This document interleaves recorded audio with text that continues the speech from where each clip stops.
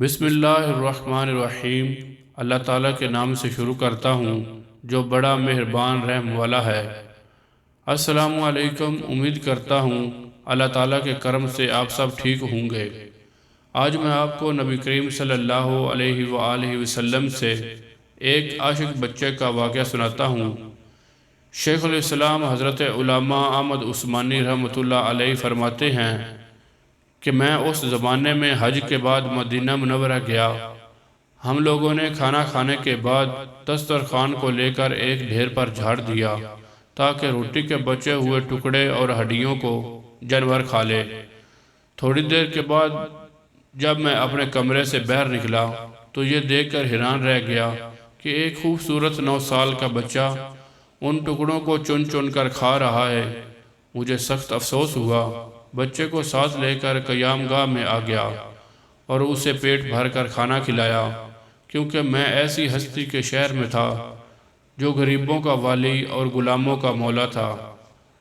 میرے اس برتاؤ کو دیکھ کر بچہ بے حد متاثر ہوا۔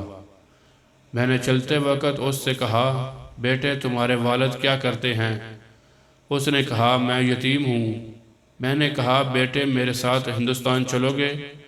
وہاں میں تم کو اچھے اچھے کھانے کھلاؤں گا، عمدہ عمدہ کپڑے پہناؤں گا، اپنے مدرسے میں تعلیم دوں گا۔ جب تم عالم فاضل ہو جاؤ گے تو خود میں تمہیں یہاں لے کر آؤں گا اور تمہیں تمہاری والدہ کے سپرد کر دوں گا۔ تم جاؤ اپنی والدہ سے اجازت لے کر آؤ۔ لڑکا بہت خوش ہوا اور اچھلتا کودتا اپنی والدہ کے پاس واپس آیا۔ وہ بیچاری بیوہ دوسرے بچوں کے اخراجات سے پہلے ہی پریشان تھی۔ اس نے فوراً اجازت دے دی۔ بچہ دوڑتا آیا اور مولانا صاحب کو بتایا کہ میں آپ کے ساتھ جاؤں گا، میری ماں نے اجازت دے دی ہے۔ پھر پوچھنے لگا کہ آپ کے شہر میں چنے ملتے ہیں؟ مولانا عثمانی نے بتایا، یہ ساری چیزیں وافر مقدار میں تمہیں ملیں گی۔ مولانا کا بیان ہے کہ میری انگلی پکڑے پکڑے مسجد نبوی میں وہ میرے ساتھ آیا اور ٹھٹک کر رہ گیا۔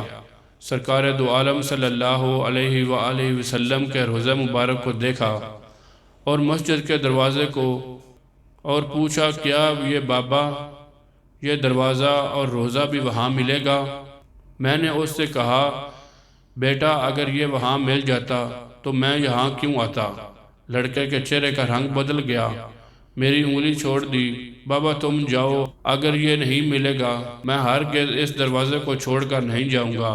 بھوکا رہوں گا، پیاسا رہوں گا، اس دروازے کو دیکھ کر اپنی بھوک پیاس بجھاتا رہوں گا جس طرح آج تک بجھاتا رہا ہوں۔